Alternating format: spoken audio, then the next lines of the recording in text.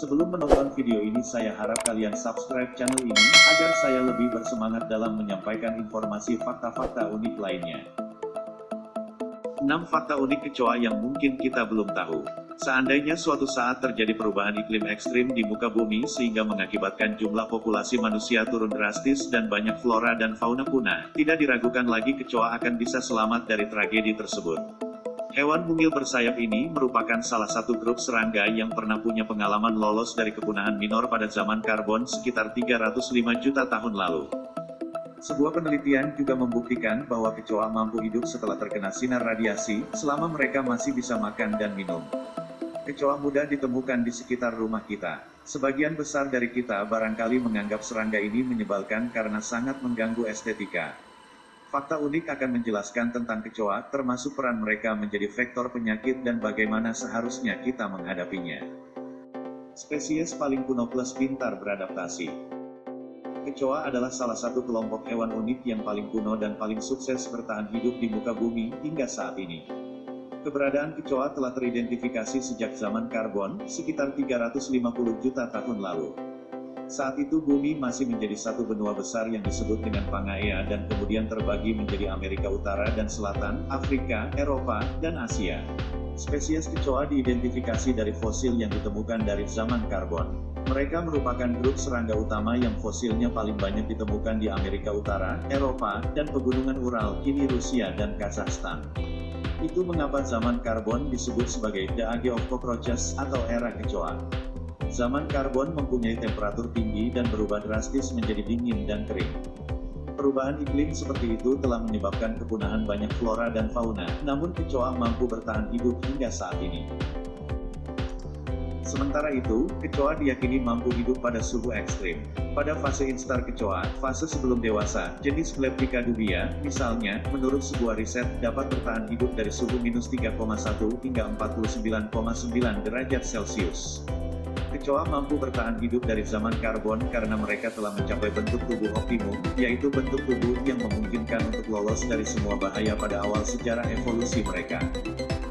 Bentuk tubuh kecoa yang optimum dan sayap yang bisa dilipat di sepanjang tubuh, membuat mereka mampu lepas dari kepunahan minor pada zaman karbon dan bersembunyi dari predator yang akan memangsa mereka.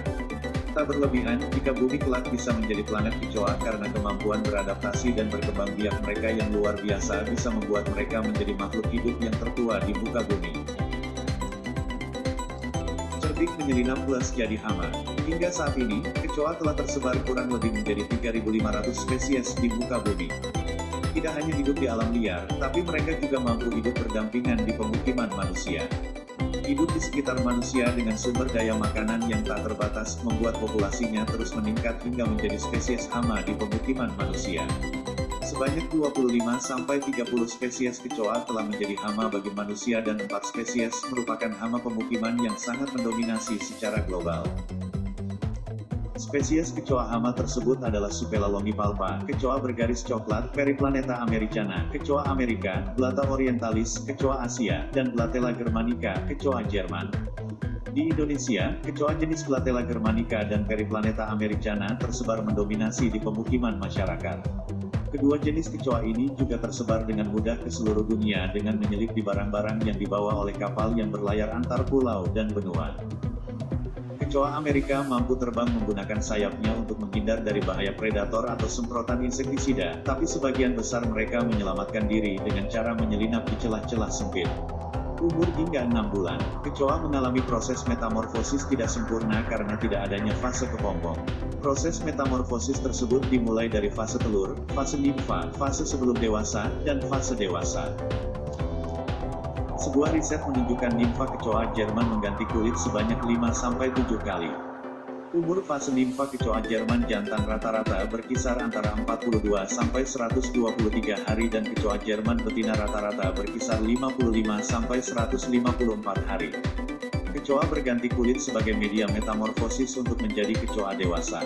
Setelah kecoa Jerman menjadi dewasa, biasanya betina dan jantan akan kawin. Kecoa betina akan menghasilkan telur dalam satu OTK kantong telur sebanyak 36-48 butir.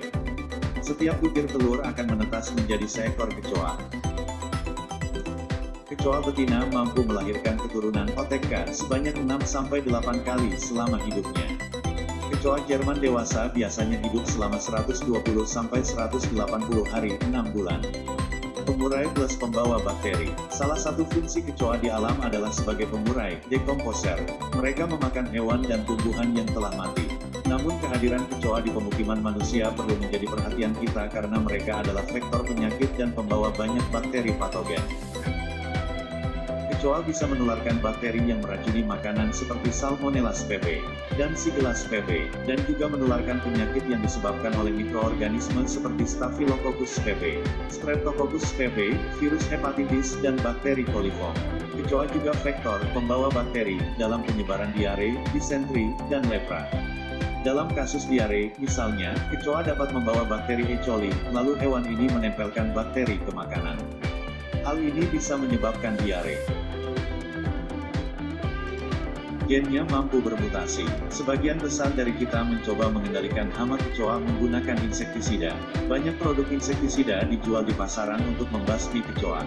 Penggunaan insektisida yang tak terkontrol secara terus-menerus akan berdampak kepada kebalnya kecoa terhadap insektisida. Masyarakat cenderung memakai insektisida secara berlebihan dengan harapan mereka dapat membasmi kecoa secara instan. Namun, penyemprotan insektisida secara terus-menerus membuat kecoa memodifikasi gennya untuk dapat bertahan diri dari paparan insektisida. Gen yang membuat kecoa kebal terhadap insektisida akan terus diturunkan pada keturunan selanjutnya.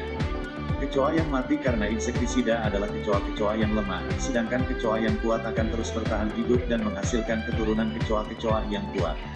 Efek dari hal ini adalah insektisida kurang ampuh dalam mengendalikan kecoa dan menimbulkan ledakan populasi kecoa di pemukiman. Hindari kecoa, bersihkan lingkungan. Untuk menghindari kehadiran kecoa di pemukiman, lingkungan harus selalu dijaga kebersihannya sepanjang tahun karena kecoa menyukai tempat-tempat yang lembab dan banyak sisa makanan. Di daerah pemukiman, sisa makanan manusia menjadi salah satu sumber makanan bagi kecoa untuk terus bertahan hidup dan bereproduksi. Untuk membasmi kecoa di perumahan dan lingkungan, sebaiknya masyarakat menggunakan insektisida seperlunya saja. Tidak perlu berlebihan. Jenis insektisida perlu secara reguler diganti agar mereka tidak makin kebal terhadap satu jenis insektisida.